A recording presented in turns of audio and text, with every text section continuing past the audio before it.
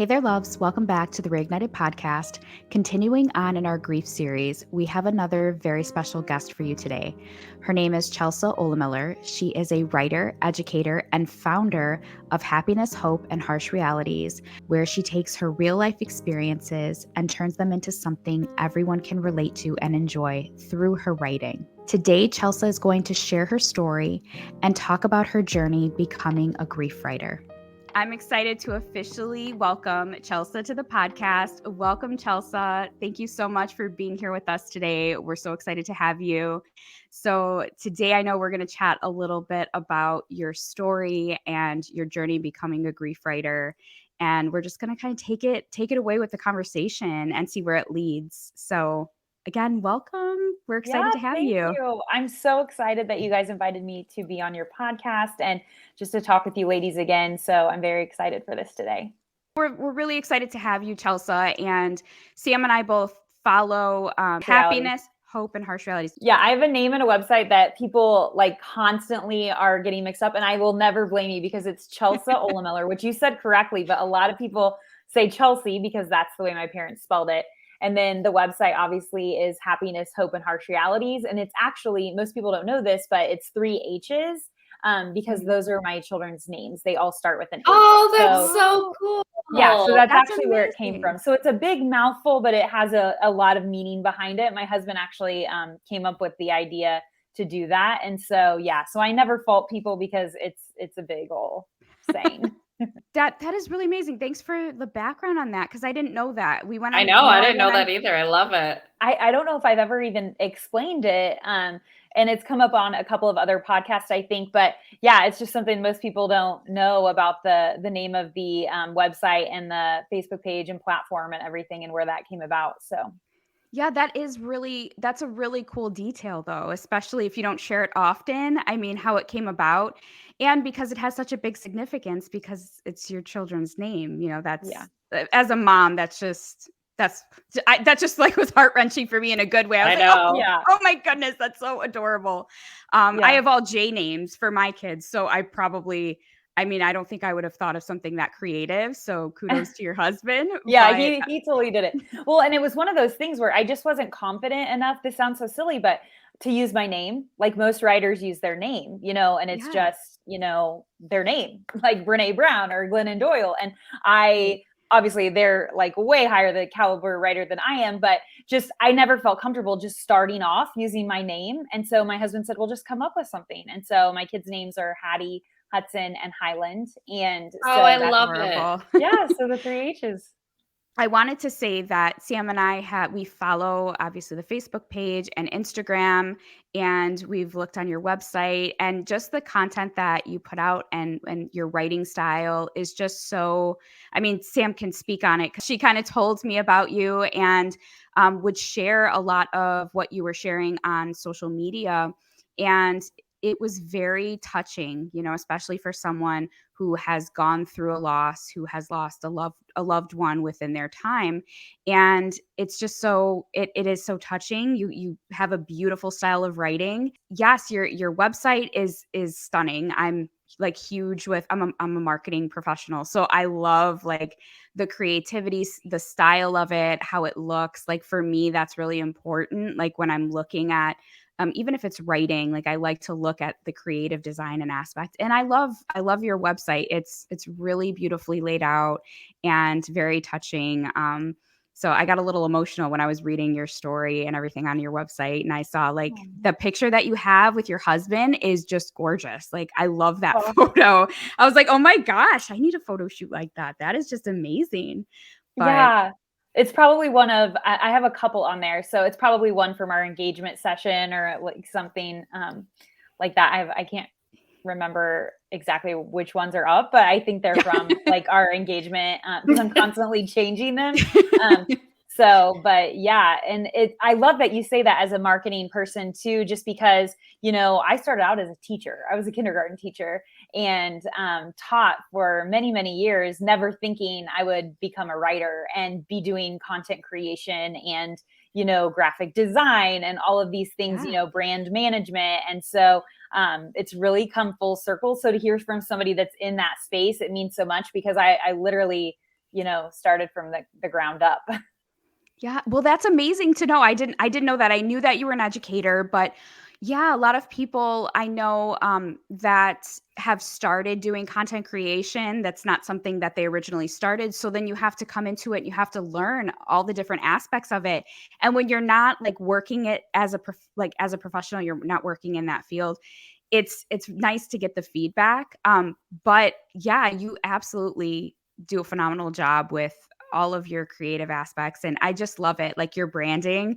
I don't know. For me, it was just like it stuck out to me, and I think just anybody who's out doing content creation, no matter what you're doing, if you're a writer or you're trying to reach people through content, that's so important because people recognize you right away. They're like, "Oh, that style. I know that style. Like that's Chelsea, or I know that's Live Reignited. I know like their style, their branding, their colors."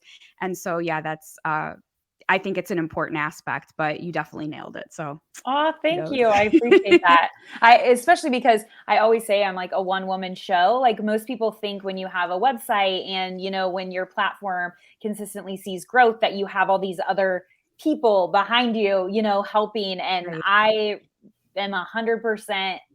That's it. It's me. So if it's, anywhere from the memes that are created to the writing on the page to even every single comment that is on there, every single thing is 100% me. So I always appreciate those. Oh, that's awesome. So, and like all the branding, like the XOX, that is specifically because my mom signed every card XOX and then mom. And so like little details that are super meaningful for me that probably no one ever picks up on, but those were important to me when I was, starting to try and build a brand that was, basically a vulnerable space and from the heart. It's not like if you're selling makeup or you're an influencer, this is, I always say it's my heart's work. And so it's a lot different than other content that you might find on the internet. So those little details were important in making what I did. Yeah, that's amazing. And it's definitely noticed. I mean,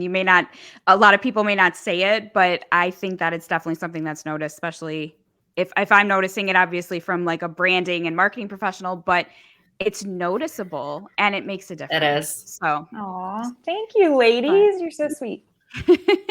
So, but I love that you said you're a one-woman show. I think that's really important too. And one thing that we talk about is on this podcast is talking about women empowerment and inspiring women to walk in their purpose and do what they love, but also share their stories. So I'm glad we kind of got to start off on that note and talk a little bit about your branding and, how a little bit about how it came together. But we really want to delve into your story, Chelsea, and want to know exactly, more about you and how you got to where you are today as this incredible writer with such an amazing and big platform. I mean, you definitely have a big platform and you have a lot of followers that you can just see are loving the content that you're pushing out. And it's just so heartfelt and it's some really amazing content. I think it's helping a lot of women out there, a lot of people in general, but a lot of women in particular. So I'm gonna hand it over to you, Chelsea. So tell us more about your story and how you got started. Yeah. So the first thing is I love that as we're talking, like people can't see this on the podcast, obviously, but I'm smiling. And I think that I always like mentioning that because I'm 5 years into my mom passing and kind of the creation of my story. And I'm able to smile when we talk about things like this because everything we're going to talk about today is grief related and it's hard and it's vulnerable and it's delicate. And so I am just in a good space today where I can, be in this happy, kind of reminiscence mode because it hasn't always been this way. And so I just want to recognize that, as we talk about these things, I know that while today it's easy, it's not always easy. But my story started, I was a kindergarten teacher. I was happy doing life and, just being a grown up and trying to figure out the world. And my mom got diagnosed with cancer. It it kind of, I always say it happened quickly, but in realistic terms, my mom actually had a gene mutation called Li-Fermini, which we found out later. But basically, my mom would get a cancer, and then she would be completely cured, and then another cancer would come out. So my mom started with jawbone cancer, which is extremely rare, and eventually at the very end got breast cancer. But she had always, I mean, for 10 years had gotten cancer and then went into remission and beat every cancer. And she was only in her 50s. And so I kind of just thought, she's going to keep beating them. And she got breast cancer and it just went quickly. And so at 57, she passed away. I was in my 30s and early 30s, and it just changed my complete world. I was teaching, I was about to get married to the love of my life.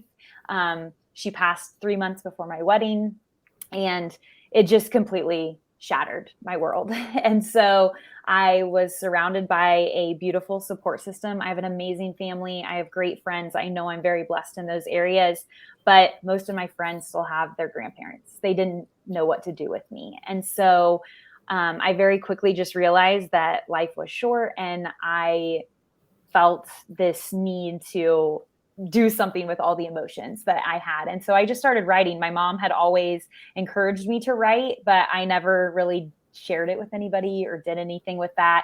And so one day I saw a calling for Indianapolis moms here in Indiana. And I just reached out and submitted a piece, and they asked me to come on as a writer. And that's honestly the very beginning of what happened. I always say, if my husband wouldn't have encouraged me to write, I wouldn't be. And then also, if Indianapolis moms would have rejected me and said, don't write, I probably would never be doing what I'm doing today. And so I always love recognizing those first people that really, accept that new spark and that new thing that you have. And so after that, I decided just that I wanted to do something bigger. And so I created my own website, started my platform. So it's about 3 years old. Just really decided I was going to do something with this. So I left teaching completely. I write full time now.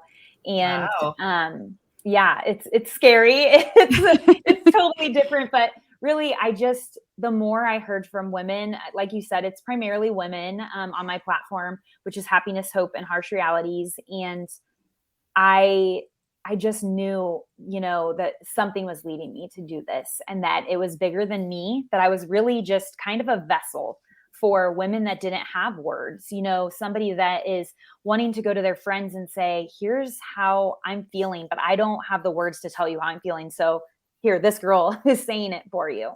And I really just wanted to create a space that was safe, that I could tell my story and get my emotions out, but also share that space with other people that understood. Because like I said, I had a great support system, but not people that understood my pain.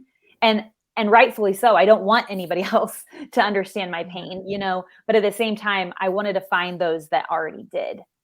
And so that's kind of how my writing came about. And then I became a writer for Her View from Home, which is a beautiful online publishing platform created by Leslie Means. And it just kind of kept going from there. And so my next adventure, Leslie created a book called So God Made a Mother. I'm going to be in that book, which will be released by Tyndale Publisher in April. And my newest endeavor, which has not even been announced yet on my own platform, but I'll be announcing it soon. But I just signed a contract to be in the next Chicken Soup for the Soul book. And so, oh my goodness! Congratulations! That's amazing. You're hearing it here first, because I haven't made that announcement yet.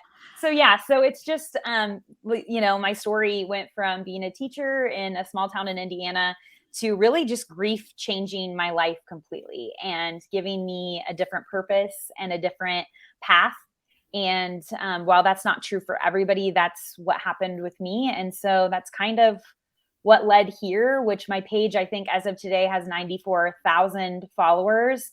And I like to think of that as 94,000 hearts that are just all together, sharing this space of grief and loss and hope too, so just, it's a little bit of mixture of a messy story that I'm just trying to do, a little bit of good with, and add some hope and some authenticity when it comes to, living life with the loss of a mom, life's hardships that come along with that. So Yeah. Well, that's that's an amazing story and journey. I know that it's still a process, I'm sure. As we all know, I know we've all experienced some type of grief, myself and Sam. Sam can relate much more though, because she has lost her mom.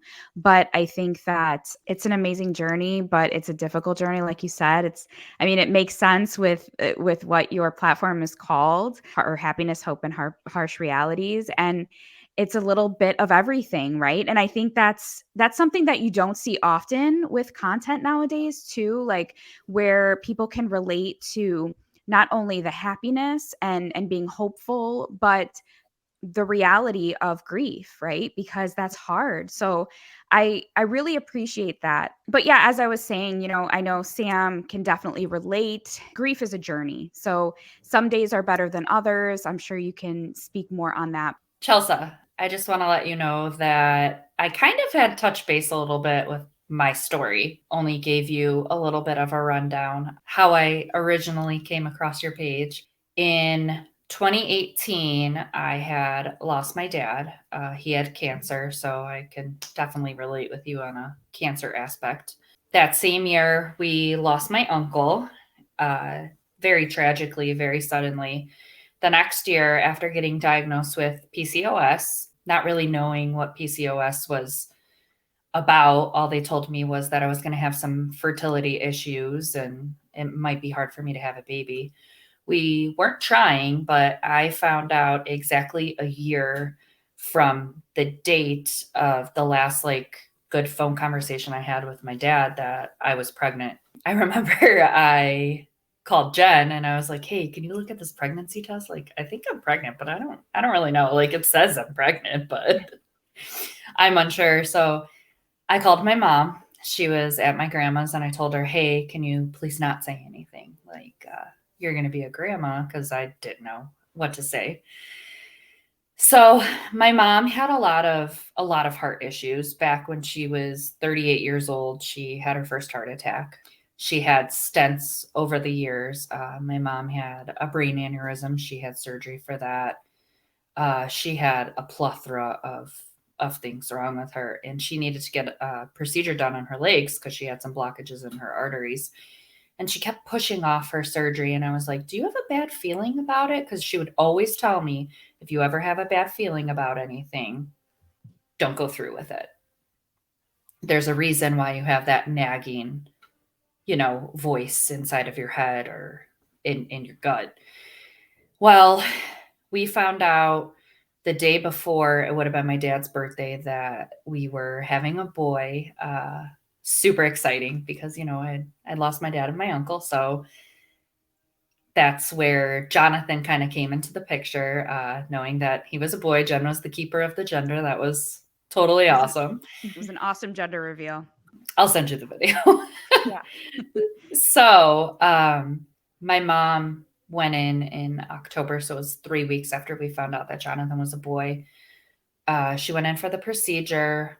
We just thought that she was definitely out of it just from, the anesthesia and stuff like that. The next day, one of the cardiologists that I actually work pretty close with, he had sent her home. They had changed her blood pressure medicine and she was really weak. That morning I had went to do one of my registries and she wanted to buy Jonathan's crib. And she had actually picked out the crib because we had went to Bye Bye Baby before that. She had told Jason to take me out that night because we wanted to go see a movie. And I knew something was wrong. I had called multiple times.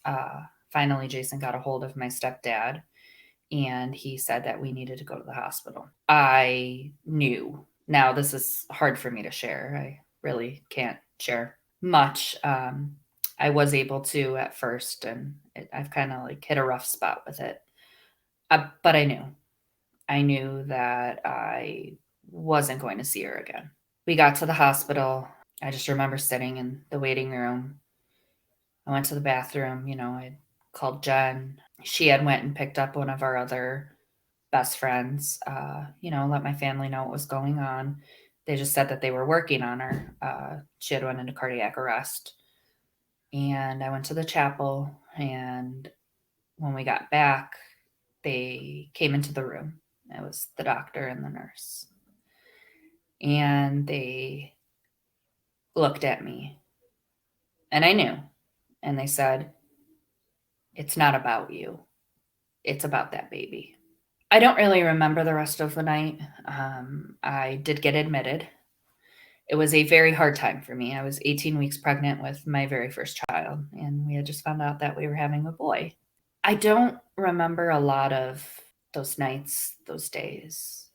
I don't remember the service. I really don't remember much. I remember who was there. I remember all the people that stood by my side. And one night I was crying really hard, and that's when I came across your page. And I had started reading everything that you had been writing and sharing. And as the days went on, it helped me because I've always really enjoyed writing. And I was seeing a therapist. I've now been in therapy for 3 years. I started journaling. I started writing again. So thank you for pushing me to do that. And the hardest but happiest moment of my life. February 19th, 2020, I gave birth to the most amazing little boy. He has literally saved my life in so many ways. And, going through the stages of grief, not just grieving my mom, but grieving my dad and my uncle, but becoming a mom without your mom is one of the hardest things I have ever went through in my life. Honestly, because of you and my support system, Jen, my therapist, I was able to get through everything and be exactly where I am today. And I want to help others. I want to really shine light on grief and, the stages. I think it's a very important thing. I was always one that was like, I have anxiety and depression, but I don't need medicine. Until they finally looked at me and said, "I think you need something to help you."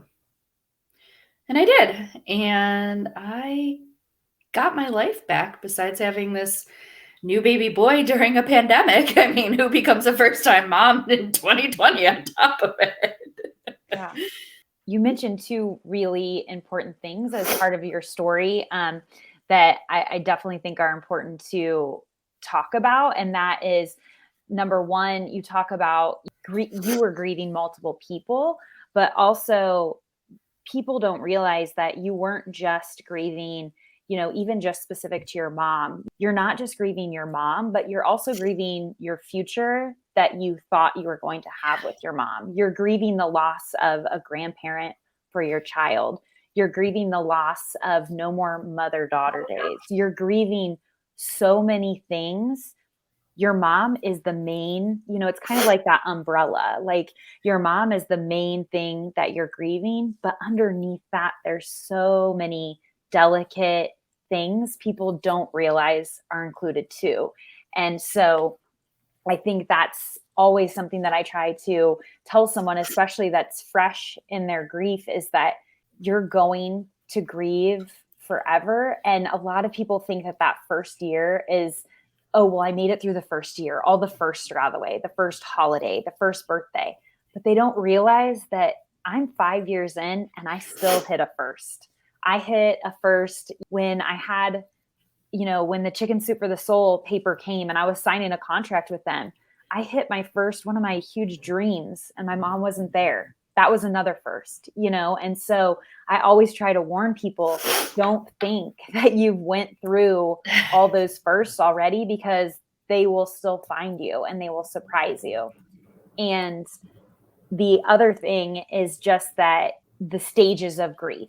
That's a question I get so much. And I mean, the stages of grief are so misunderstood in our society that I don't even like to talk about them as stages. It's honestly more of like a web of conflicting emotions that are always circling you depending on where you are in that web.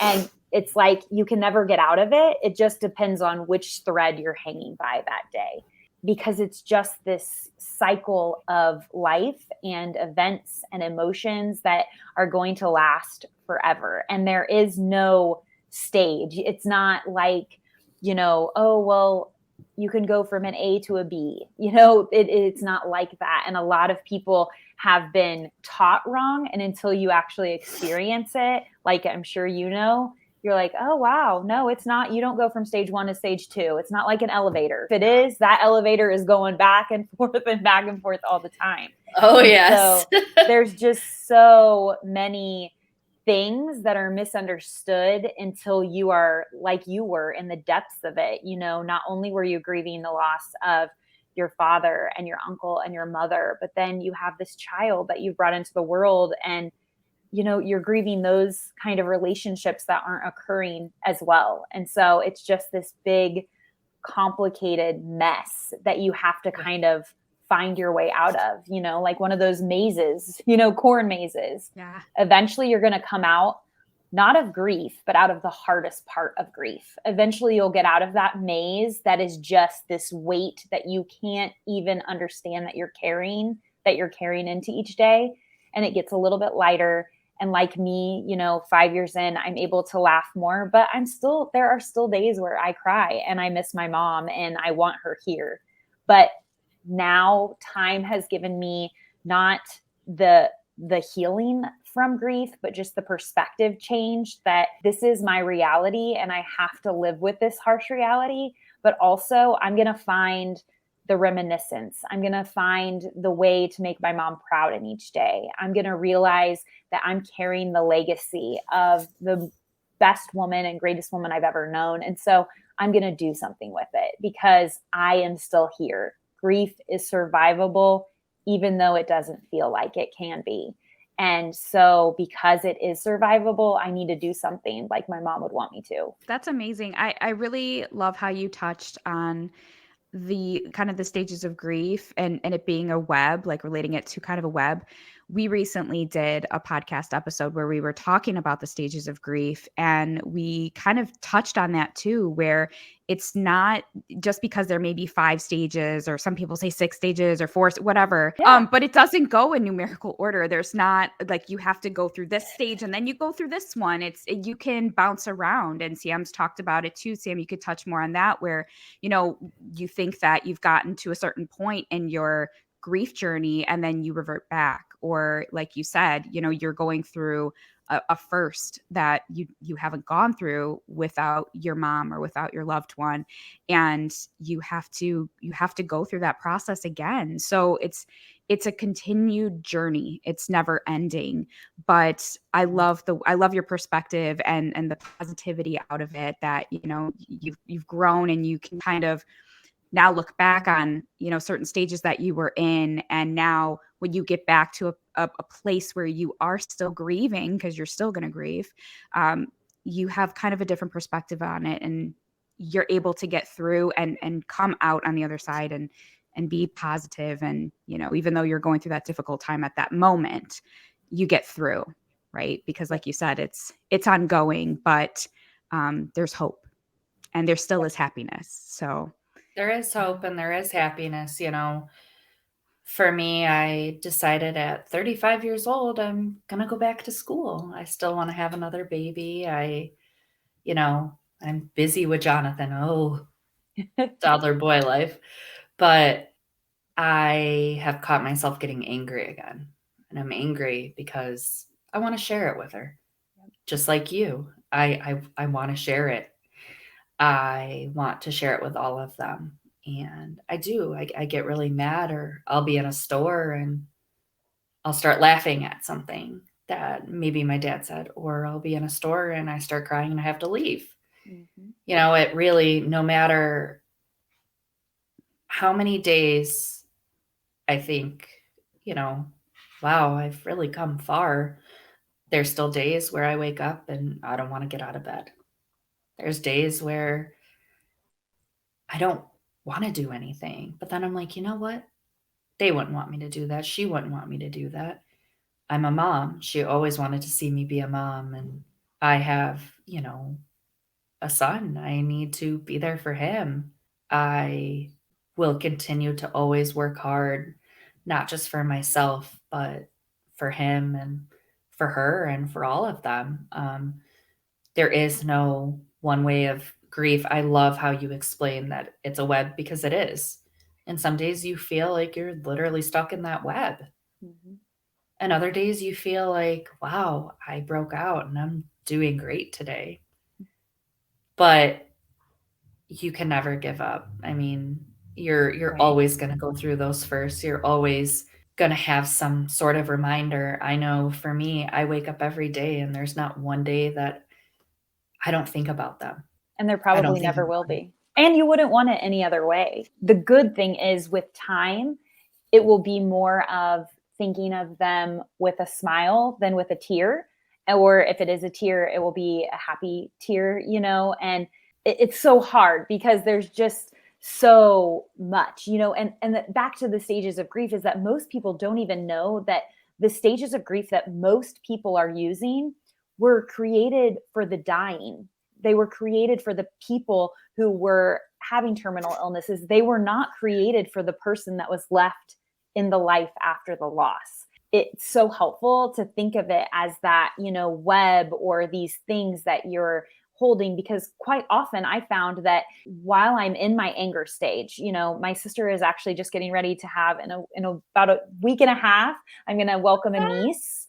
And Yay! yes, I'm so excited. But Congratulations. your point is that I'm back to that anger stage of my mom should be here for this.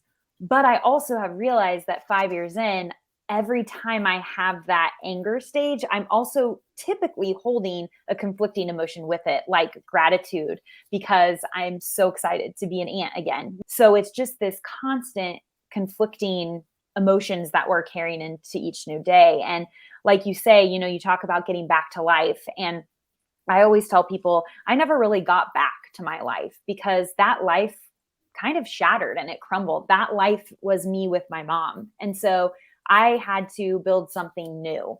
And a lot of times people will say, well, how did you do that? Well, it was like you did. There were days where I didn't want to get out of bed. And so what I realized is that my grief could not be a stagnant thing. I could not let it create a complete pause of my life, that I needed to, the days where I can't get out of bed, okay, maybe that day I stay in bed, but then the next day I don't allow myself to do that exact same thing. So maybe I get up for, a little bit, or I go for a walk, or I read a book, or, whatever I need to do to keep myself from being in that paused spot, because I know it's not good for my family. It's not good for me. It's not what my mom would want, but that doesn't mean it's always easy. And so, a lot of times I'll tell people, sometimes the best thing that you have to do is find something to live for until you can live for yourself again, whether that's your children or a passion, journaling, writing, find something to live for until you can live for yourself again. And I am lucky to say that I am so grateful for this spot that I'm in my life. And I love things, though I wish my mom was here, but I still am finding purpose and value and so much beauty in what remains, And so I think that's important for anybody that's going through a loss, is just to realize, take it one day at a time and allow yourself to be in those moments, but don't let those moments be every single day or every single moment. I think that's really good that you touched on that, because one thing that we talk about all the time on the podcast is, because our purpose here is to really inspire and motivate. If you're familiar with our pillars, we have faith, fire, career, and passion. And that's really what we're promoting, is allowing women to walk in their purpose, to be happy. Whoever's watching, all of our viewers and listeners, if you're listening in on the podcast app, I've shared my testimony. Sam's shared a little bit about hers as well. but we've been at that really dark place and we've come out of it. And now we want to share that and share that with other women, because we want them to know that you can live a happy, fulfilling life no matter what you've gone through. If you're like right now, if you're experiencing grief, like you're saying, it's okay to feel those emotions. It's okay to have bad days, but don't stay there. Like you were saying, I love that you gave some examples of things that you do to pull yourself out. With women, I think we struggle with that too. We're so hard on ourselves. So the days that we're having a hard day, or we're trying to go through the motions, sometimes we're our worst enemies, because we're in our own heads and we're talking negatively to ourselves, like, well, you're not worthy, or you're not this, or you're not that. And that's not the case. So allow yourself to feel those emotions, but don't stay there. Do something to pull yourself out of it. Like you said, those were some great examples. But we talk about that all the time. So I love that you touched on it and talked about passion. That's huge too, is finding your passion when you're going through any type of difficult season. Or like, again, we're really touching on grief right now. If you're grieving the loss of someone special or a loved one, or whatever that looks like for you, it's important for you to not lose yourself in the process. You have to find something to live for, to be passionate about, to help you continue on in your journey in life, because life still goes on. It still has to go on. And there's still people that are depending on you. And so, some days that's hard to swallow. That's a hard pill to swallow when you're like, man, I just don't want anyone to rely on me today. I just need to be in my feelings and get through. But at the end of the day, we still have to live. So the best way to live a full and fulfilling life is to just make the right moves. Be human. It's okay to be a human. Like, don't beat yourself up, but don't stay there. Make sure that you're taking a step forward, even if it's the smallest step. I say this all the time. Any step is progress. Even if it's the smallest step, it's progress.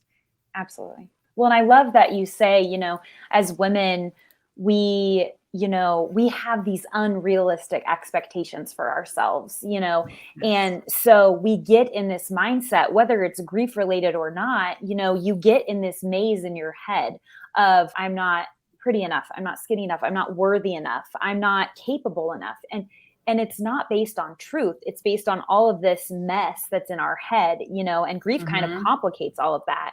And so just like you said, my husband always tells me, I like some of you, I have really high anxiety. I've had it my whole life. And so when my mom passed, it really amplified that, and so I had to work through all of that. And one of the ways that I found, just not even with grief, but just as being a woman in life right now, is just when my mind starts wandering like that, and, my emotions are going crazy and my self-talk is awful, what is the truth?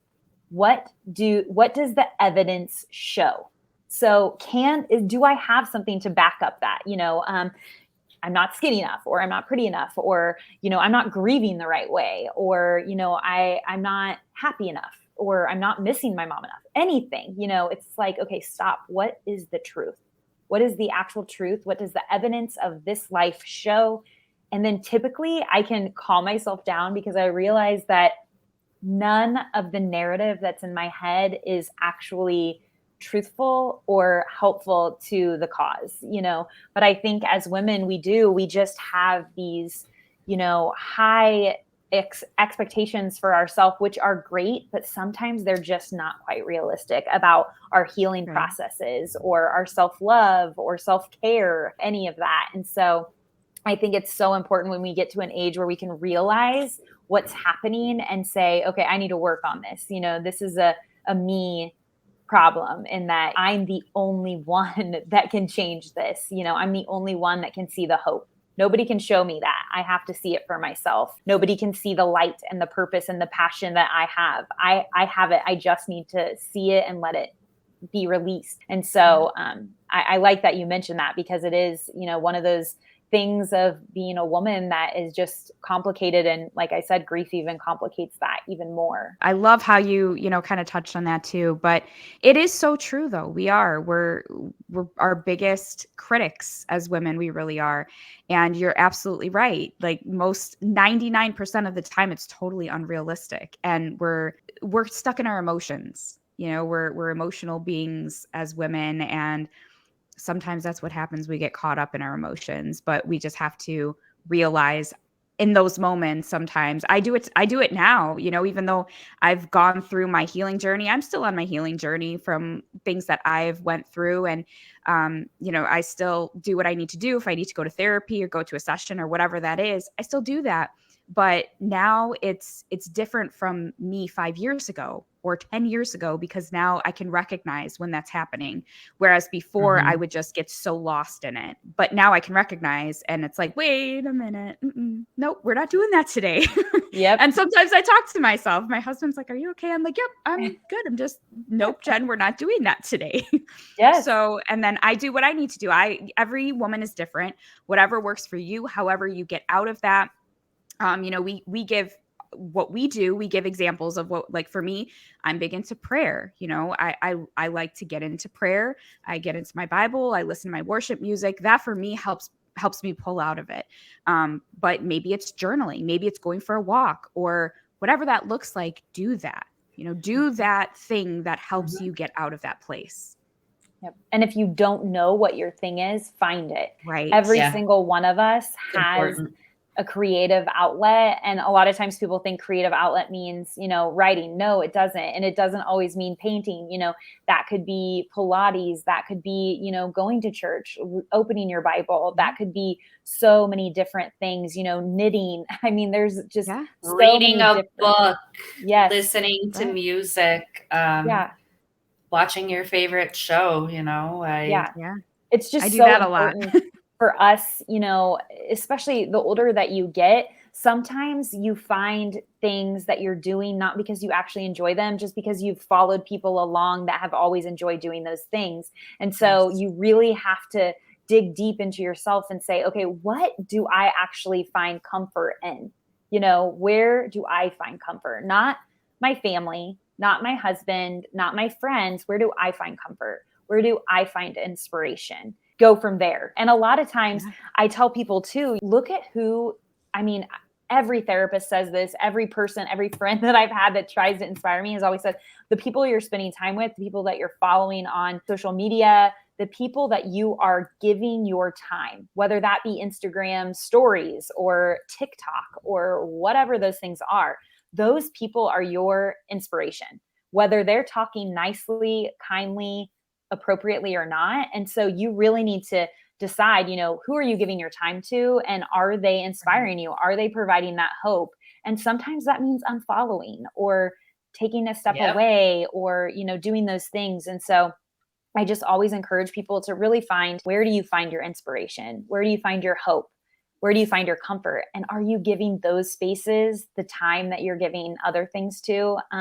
And if not, then reevaluate, because those are the spaces where you're going to find the strength and the resiliency and, the continued living that you just so deserve. Yeah, that is such a good point, though. That really is. And that's another thing that we really promote here on the podcast is fill yourself up with things that make you feel good. If you're watching, I make jokes about this all the time, but if like you're a single lady and you're watching The Bachelor and like, oh my goodness, it's making you feel terrible about your life and your situation, then maybe don't watch it. Don't consume it. And I think that's such a good point. Sometimes we do have to take a step back because sometimes we're just so intrigued with certain influencers and it's just we mindlessly scroll and we don't really pay too much attention, but we don't realize that we're still consuming those things and that it brings on certain emotions or certain feelings. And they're not always positive feelings. And if that's the case, then maybe doing, like you said, reevaluating who you're following, maybe looking at some, influencers or whatever pages or whatever that actually make you feel good, that are inspirational. And that's one of the things that we try to do with Live Reignited and the Reignited podcast. Everything that we promote, everything that we push out is positive. It's inspirational. We're sharing because we want whoever our followers are, whoever's looking at the content that we're putting out there to feel good about it, to feel confident and feel like they're getting something good out of the content that we're pushing out. But the beautiful thing that you guys have is that you are doing it in such a beautiful way, because while you say, you're pushing positivity and you're pushing hope and inspiration, but I hope you realize that you're doing that by actually sharing the the hard parts of life. And you're not doing it by this awful positivity thing that's been going on lately of be happy and everybody just be great. What you guys are doing is really saying, hey, this is real life and it's hard and it's heavy. Yeah. And you're going to lose people that you love, and you're going to lose jobs, and you're going to lose life as you know it. But then also you're going to find hope again, and you're going to find passion again. And you know what? You may lose faith, but it'll come back. Just all of this stuff that's heavy. And you guys are saying, here is our authentic self. Here are these people's stories that are not always the most fun to listen to. But wow, look at the power in how they found hope again, and how they found love again, and how they could smile again. And so you guys, what you're doing is so important, because you're doing it in a way that honors life, the hard, but then also the beauty that comes from that, or how beauty can be found again. Thank you. Thank you so much. I'm getting emotional. Now you're going to make me cry again for the second time. Well, it's true, and because not everybody is like that. There is this kind of I think a little bit before the pandemic, or maybe right after the pandemic, but it was just this kind of positivity that everybody was trying to put out into the world. And it was like, well, that's great, but like, you can't always be happy. That's great to strive for that. But there are going to be times where motherhood is hard. Your career is hard. Rejections are hard. Relationships are hard. And you still, those are the times that show you what you are made of. Like, if you want to see, my favorite people are the people that have been through it and are still walking around. My best friend who battled cancer, but you would never know it because she's one of the strongest women I know. My sister, or, other friends who have had miscarriages, but you would never know because they see hope again. And it's just the people that have been in the thick of it and are still such beautiful, kind, compassionate, resilient souls. Not immediately, but now. And it's just, those are my favorite people, the people that aren't afraid to say, hey, I was knocked down and it was awful, and it stayed awful for a while, but now I am doing better than I ever thought I could. Yeah, that's getting emotional. Oh, geez, let me drink some water. Well, if it helps you feel better, I mean, I do write about an emotional subject, so I think that's probably a little bit on brand. Yeah, it really is. It gets you. It's very heart-wrenching. Yeah, that's how you're doing what you're walking in your purpose. We'll just say that. I don't want my lashes to fall off. I'm trying so hard here. But no, that's really how you're walking in your purpose. And that's another thing. We talk to our ladies. We also have a mentorship group called Women Reignited. We have a big group of ladies in there as well. And we really talk about and promote, really just the positive parts of getting through these hard things, that there is light at the end of the tunnel. But we're real and we're raw, and we want women to know that it's okay that you're going to experience some really, really difficult times in your life. We're not going to sit here and lie to you and sugarcoat it and pretend like everything's perfect, because it hasn't been perfect for us either. But now we can come together and we can share our stories, and we can talk about how we overcame those things, and talk about how we're continuing to get through them. Because just because you overcame a trauma doesn't mean you're not going to experience more.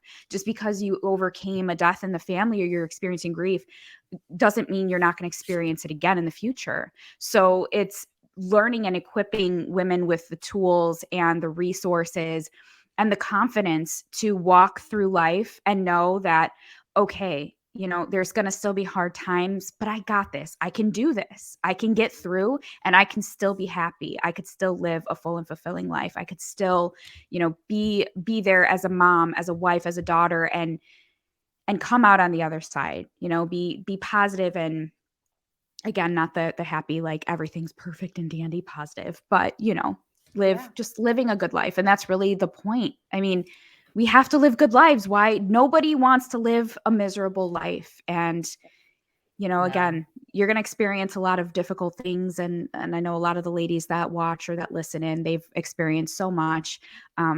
But we can relate, and we're here, and we understand you. And, we're going through it with you. So Absolutely. You are right here by everybody's side. Yes. We all have different stories, and our stories are what make us.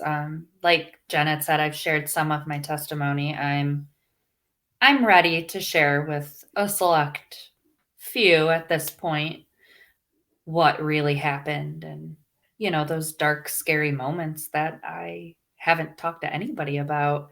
Everything that we go through in life on a daily basis is what makes us who we are today. And I had to live by one simple sentence that night, and it was, "This isn't about you. This is about your baby." And I did just that. Yep. And here we are almost 3 years later, and I'm living for him, myself. I'm finally doing something for me. I'm finally able to see that light again. And I hope that everybody who's watching this right now or listening to this, if you can take anything away from this episode, just know that there is happiness and your passion and your hope. It's all on the other side. It's there. The sun will shine again. Well, and I wonder if you can, I think two things from your last statement is just that, I hope you never feel bad that you haven't shared your full testimony, because what people don't realize is in grief, that's your last act of love. That's your last intimate act of a daughter. And so as long as you keep it, it's yours. And you might not ever want to share it. And maybe you'll just want to share it with one. And that's okay, because that is your delicate moment, your last, relationship here on earth with your mother and that experience. And that's okay. And sometimes people never want to share, and that's okay. So not everybody is going to do what I do and put it all out there, because it wasn't easy for me too. And like I said, I'm 5 years in, so it wasn't easy for me. And eventually what led to my most delicate moments of the moment I lost my mom, which is the hardest thing I've ever written about. But I realized that nobody had talked about it like the way I kind of wrote it, which was just how I felt in that moment. And I thought, I wish somebody would have said it like this. So I would have had a little bit more insight. Not that you ever can really have the insight of what it feels like, but just a little bit. I hadn't heard anybody tell it like that before. And then the other thing that your statement just made me think about is that grief kind of taught me, when I first became a mom, my prayers were, don't let anything bad happen to my kids. Let them, I just wanted everything to be fine. I don't want them to get hurt. I don't want them to be unhappy. I don't want them to cry, and I suddenly realized, after going through some of the hardest times in my life, that my prayers changed for my kids. And instead of, please, Lord, let them have this easy life of, ease. Instead, I was just like, I know they're going to have hard times. So just please be with them. Let me be with them. Please, Lord, let my kids be supported when their heart breaks, and my prayers and really my outlook just shifted, because I realized that while I never want any of the bad things that have happened to me, I actually am a better person because of it. I'm more kind, I'm more patient, I'm more compassionate, and I would give all of that up to have my mom back. But if I can't, then my perspective and my, personality are better for it. And my prayers shifted, a little bit, as, like I just said, I know that bad times are going to come. And I just hope that I teach my children how to get through them, and have the power to find the strength in themselves. Look forward to hopefully being able to do another episode at some point in time together. And this is a big thing, and it's not just about grief. You gave Jen and I such a good idea. Our actual next video that we're going to do together is going to be the idea that you gave us. And, that's a big one of talking about what to say and how to support somebody that's going through that. So thank you for that inspiration. We appreciate that. And we would absolutely, speaking for myself and Jen, love to do another episode with you in the future. And, I want to hear about your books and everything. Keep in touch with us. Definitely. Yes. Absolutely. I have some big things that are in the works, but I'm waiting just to sign the papers and make it all official. But yeah, I will definitely share some awesome, exciting things with you guys. And I really appreciate the invitation to be with you guys today and would love to do it again. So yeah, thank you so much. Well, yeah, it was such a pleasure having you on, Chelsea, and sharing your experience, sharing your story. It's been amazing. It's been very emotional in a good way. Oh, I know. But we're so blessed to have you on and so grateful to have a new friendship and be able to keep in touch. And I say this too all the time, we're your cheerleaders, so if there's anything that, we can ever do to support you and your endeavors, we're all for it. We would love to do that, but thank you. And same to you, ladies. I really believe in what you're doing. And I think you guys are inspiring and encouraging a lot of people that need it. And so thank you for what you're doing. Well, thank you so much, loves, for joining us today. It was a pleasure having you, Chelsea. We're so excited to see all of the new endeavors that you have going on. And we'll make sure that we share all of your links in the description box if you're watching on YouTube, or in the show notes if you're listening in on one of the podcast platforms. But we will catch you next time. Bye. Bye. So I'm excited to officially announce. No, that's wrong. See, I'm already messing up. I love this already. I love it. We're on the same page. Okay, because my husband's on daddy duty right now, and doggy duty. That sounded weird. Doggy duty. Yeah. Well, but technically, yeah. But I'll just tap dance every time. That would be great. We're talking about. I put eyelashes on, so I don't want them to fall off. Can you tell? I did not. I don't know. I usually have eyelash extensions, and there's been no time. They all fall out, and I'm like, well, I'm going to put some strips on, but if they start looking goofy, please tell me. So I have my contacts in. I can't see hardly anything, so they're all cloudy, so. You know what? Mine do that too. I put mine in, but I have to have the computer so far away.